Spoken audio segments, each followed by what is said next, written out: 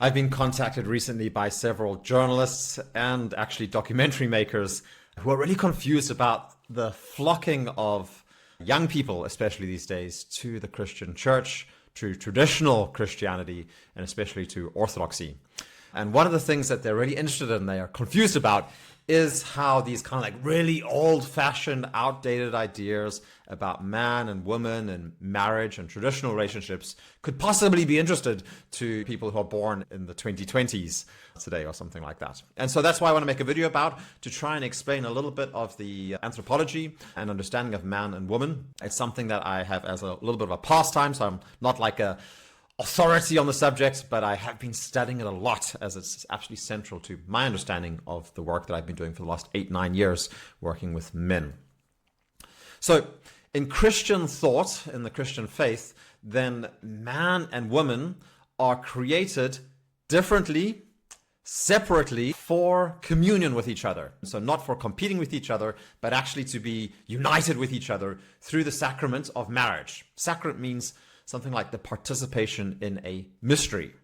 So man and woman are created as man and woman. Their souls are actually male and female, and they will always remain male and female. There's a misunderstanding in Christianity, especially in very modernized versions of it, that somehow we lose our sex and we just become these kind of androgynous spheres or something like that after we're dead. The fact is that Christians have always seen that even after death, we remain as men and women. In Greek thought, then the idea of being male and female is seen as something that's just, we're talking about Greek philosophy, of course, Aristotle and Plato. Then male and female is something that kind of like you get rid of. It's just a part of the more fallen part of human beings, and the soul is seen as sexless. And this way of thinking also leads to a very negative approach or understanding of women. Generally, women are seen as inferior or underdeveloped men, even not fully a human being, almost in many ways of looking. But obviously in Christianity, which has really informed our entire Western understanding, then man and woman are created as fundamentally equal and both sharing in the divine image. So they have like completely equal but different ways of being a part of the divine image. And the pathway to being reunited with God, which is really the whole point of the Christian life, is to be united with God. It's called theosis in Orthodox theology, which is really to become a God with a small g. It is through marriage. It's through the union with one woman or one man together through the sacrament. And so in Orthodox theology, then being a man and being in a marriage is really something like your masculinity being ordered towards God in a way that becomes headship in self-sacrificing love. So the man is the head, and his role, his specific role, is to love his wife as Christ loved the church and gave himself for it, which was to give his life for it, really. And the femininity, or the woman, when she is ordered towards God, then her femininity becomes expressed as something like body in respect to the man, respecting his headship. So the question I'm going to be looking at in this video isn't so much what does a woman get from a man who's a Christian or something like that, but it's more how does a man who is living in obedience to God make possible his family's flourishing in peacefulness and harmony and stability, fruitfulness as well. And I think the core for that, especially in my own experience really, is what it offers is stability. A man offers stability to his wife if he is ordered towards God, in that he is a rooted tree that is stable and gives shade and protection to that which is along with it as well. So he has a faith that really anchors one in the storms of life. He knows that things are going to be okay because he's looking to a higher order. He's not worried about the things that can come and shake one in life. He has a discipline that can really be trusted, and so he protects her trust as well, his family's trust, in that he knows that there are consequences for everything that he does. Even things that aren't seen by other people will have consequences, and so he will be working to maintain that discipline and will also grow in steadfastness to create the safety that can really nurture life underneath him. And I really think this is the core requirement, not just for a family, but of course for children as well, that they look for stability. So I think that's the core thing that I can see. Before coming to Christianity, my life was really awash on a sea of different ideas, and the culture coming with all kinds of new ways of thinking and understanding, that I would be changing my heart's desires regularly in how I could think and reach those different things I was aiming for. But when you're really just aiming for one thing, which is God, then that creates a stability that can't really be moved. There is a kind of classical understanding of male leadership that you'll see in husbandship, which you'll see many places, and I think it has a lot of value to it, which is the idea of protection, provision, and leadership as what a man offers a woman. And I do think that this has a lot of value in it. It's not something that you'll explicitly find painted out in a biblical text, but it does really flow from this idea of headship, I think. Headship doesn't mean superiority. It doesn't mean that you're somehow above in honor or in value or something like that. If you take a human body, then as the man is the head and the woman is the body, your head and your body cannot survive without each other. A head without a body is, both will die, obviously. The head, because it doesn't then get blood and it doesn't not able to move and it's not able to do anything. It can just think. And a body, of course, needs a head and able to provide direction and to do the cognitive work. And of course, in Western society today, we prioritize headship much more. I believe that this comes from a mistake made 1,000 years ago, where we set up a man as the head of the Christian church instead of Christ being the head of the church, actually. So we usurped that kind of headship. And that's why we have an obsession with headship as being somehow more valuable. And today we even see that woman's value, instead of just being that body that produces children, which is the continuation of the human race, and the work of a mother is the most important thing in our entire society. It's what produces, what creates and nurtures the next generation. We actually value women in their kind of masculine traits of how much they can be CEOs and be earning large salaries or something like that, which is obviously a terrible measure of their being or of their womanhood. Men protect women. They do that not just with physical safety, but they also protect from chaos and confusion and from despair. As a man in a family, our job is to create a garden for our family that they can nourish. And so we protect them against the chaos of the culture outside. And we guard that life that's within our garden of our family. We create a safe space for our family to grow and to flourish inside. We provide not just material means. I think it's important for a man to be able to provide for his family, to be the main breadwinner. I know many families where that is not the case. And those marriages where the woman earns more than the man, they can work, but it's not generally an optimal situation.